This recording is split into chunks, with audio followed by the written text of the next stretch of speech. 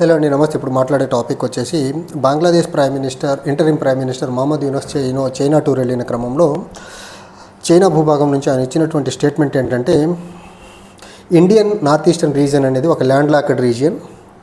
So and Bangladesh Guardian of ocean axis, సముద్ర భూభాగానికి గార్డియన్లా, సముద్ర మార్గం ఏదైతే నార్త్ ఈస్టర్న్ రీజియన్ ఉందో దానికి ఒక గార్డియన్లా బంగ్లాదేశ్ పనిచేస్తుందని చెప్పే ప్రయత్నం అయితే చేశారు. ఇది ఇండియన్ యొక్క నార్త్ ఈస్టర్న్ రీజియన్ యొక్క స్ట్రాటజికల్ అడ్వాంటేజెస్ పొజిషన్ ఏదైతే ఉందో చికెన్ నెక్ కారిడార్ని దాన్ని బేస్ చేసుకొని, అది జస్ట్ 22 కిలోమీటర్స్ వైడ్ రీజియన్ ఉన్నటువంటి ప్రాంతం కాబట్టి chicken neck corridor or Siliguri corridor, అది ఆ భూభాగాన్ని బేస్ చేసుకొని అక్కడ నుంచి పెద్ద మొత్తంలో నార్త్ ఈస్టర్న్ రీజియన్కి వెళ్ళేదానికి పెద్ద మొత్తంలో యాక్సెస్ లేదు. కాబట్టి నార్త్ ఈస్టర్న్ రీజియన్కి వెళ్ళాలంటే చిట్టగాంగ్ పోర్ట్ నుంచి త్రిపుర నుంచి మిగిలిన రాష్ట్రాలకు వెళ్ళేదానికి బంగ్లాదేశ్ చాలా పెద్ద మొత్తంలో సముద్ర మార్గాన్ని ఇచ్చేసి ఇండియాకి హెల్ప్ చేస్తుందని చెప్పే ప్రయత్నం అయితే చేశారు. ఇది Bangladesh interim prime minister Chinese భూభాగం నుంచి ఈ స్టేట్మెంట్ ఏదైతే ఇచ్చారో ఇది కొంచెం యాక్సెప్టబుల్ టు ఇండియా కాదు, strategically or security point of వ్యూలో. దీన్ని ఖండించేదానికి గవర్నమెంట్ ఆఫ్ ఇండియా నుంచి పర్టికులర్ స్టేట్మెంట్ని ఖండించే ప్రయత్నం చేయలేదు. కానీ but Assam chief minister as well as Manipur మాజీ ముఖ్యమంత్రి ఇద్దరు ఖండించే ప్రయత్నం అయితే చేశారు. అండ్ ఈ chicken neck corridor or Siliguri corridor ఏదైతే ఉందో దానికి దగ్గరలోనే ఢోక్లాం వ్యాలీ అనే ఒక వ్యాలీ ఉంది.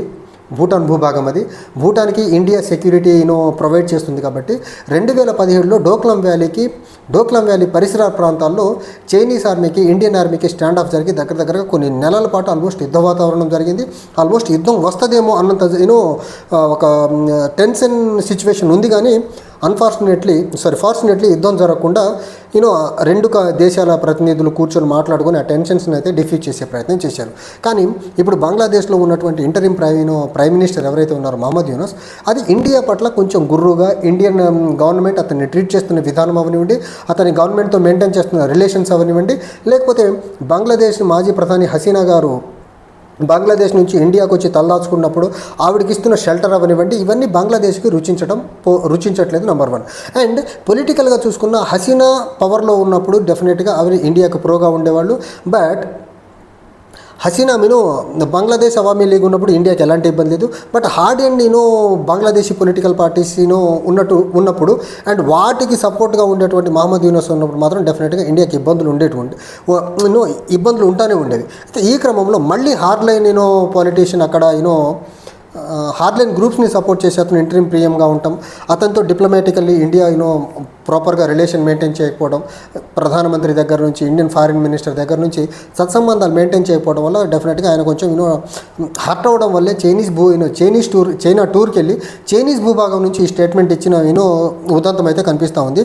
ఇక్కడ మనం ప్రధానంగా చూడాల్సింది నార్త్ ఈస్టర్న్ రీజియన్ ఏదైతే ఉందో ఈ నార్త్ ఈస్టర్న్ రీజియన్కి ఆ 22 కిలోమీటర్స్ వైడ్ కారిడార్ ఏదైతే ఉందో Siliguri corridor or chicken neck, so దాని నుంచి రాకపోకలు పెద్ద మొత్తంలో జరిగేదానికి ఇండియాకి ఎప్పుడు ఇబ్బందిగానే ఉంటాయి. కాబట్టి civilian as well as military transportation పెద్ద మొత్తంలో జరిగినప్పుడు ఇండియా ఏం చేస్తుందంటే ఇండియన్ హాల్దియా పోర్ట్ నుంచి చిట్టగాంగ్ పోర్ట్ నుంచి నార్త్ ఈస్ట్లో ఉన్నటువంటి మిగిలిన రాష్ట్రాలన్నిటికీ ఆల్టర్నేట్ వేగా మాత్రం పెద్ద మొత్తంలో హెల్ప్ అవుతూ ఉన్నటువంటి పరిస్థితి.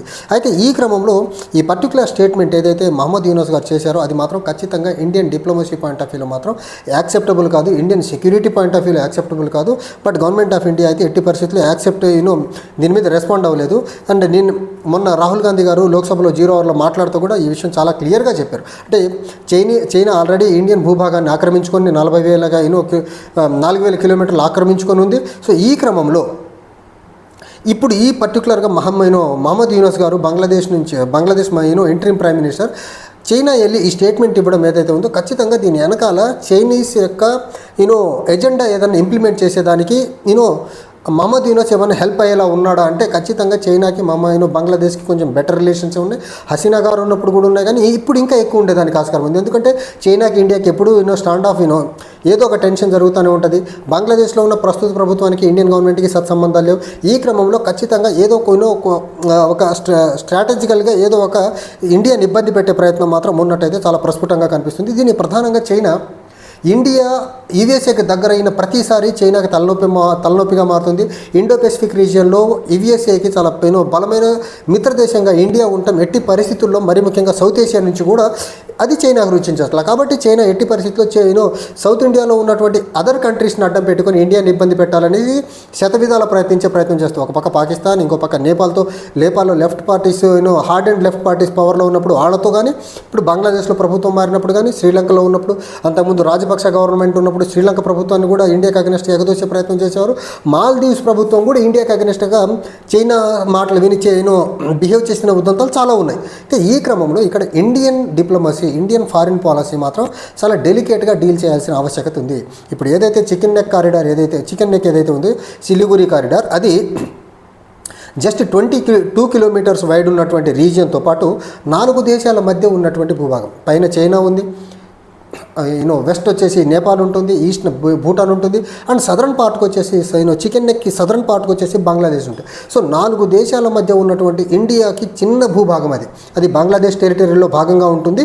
సో ఆ చిన్న కారిడార్ని మాత్రం ఇబ్బంది పెట్టే ప్రయత్నం చేస్తే ఖచ్చితంగా మహమ్మద్ యూనస్ చెప్పిన మాట ఏదైతే ఉందో, Indian north eastern region is land locked region అనేది ఖచ్చితంగా ఆ ల్యాండ్ లాక్డ్ రీజియన్గా మారగలిగితే చికెన్ నెక్ దగ్గర ఏదైనా మిలిటరీ డిస్రప్షన్ జరిగి ఖచ్చితంగా ఇండియా నార్త్ ఈస్టర్న్ రీజియన్ని రీచ్ అవుట్ అయ్యేదానికి, లేకపోతే చైనాతో ఏదన్నా అన్ఫోర్సిన్గా సిచ్యువేషన్ ఏదైనా అరైజ్ అయితే మాత్రం ఆ సిచ్యువేషన్ని కన్ఫ్రంట్ చేసేదానికి మాత్రం ఇండియన్ మిలిటరీకి చాలా పెద్ద మొత్తంలో ఇబ్బంది కలిగేదానికి ఆస్కారం అయితే చాలా ప్రస్ఫుటంగా ఉంది.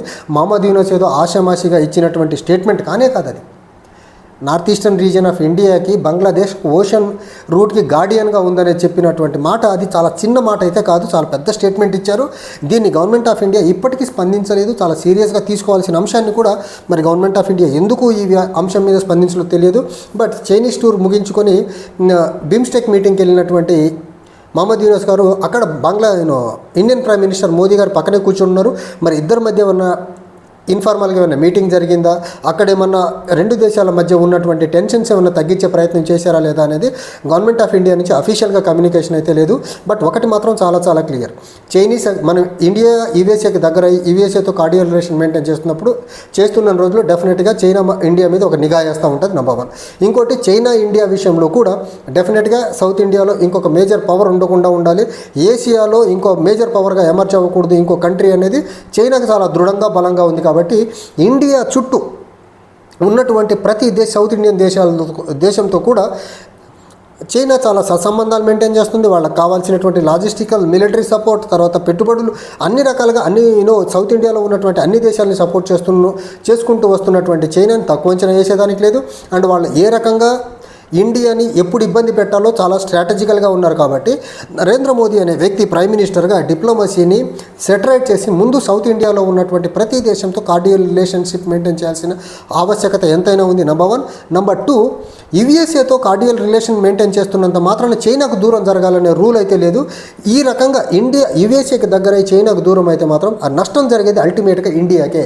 ఇది గ్రహించి డిప్లొమసీని సెట్ చేసి రీఆర్డర్లో పెట్టుకుంటే బాగుంటుంది ఇండియాకి. అదర్వైజ్ డెఫినెట్గా చైనా యొక్క ఆగ్రహానికి గురై ఇండియా ఎంతో కొంత ఇబ్బందులు గురయ్యేదానికి ఆస్కారం అయితే కనిపిస్తూ ఉంది. Thank you.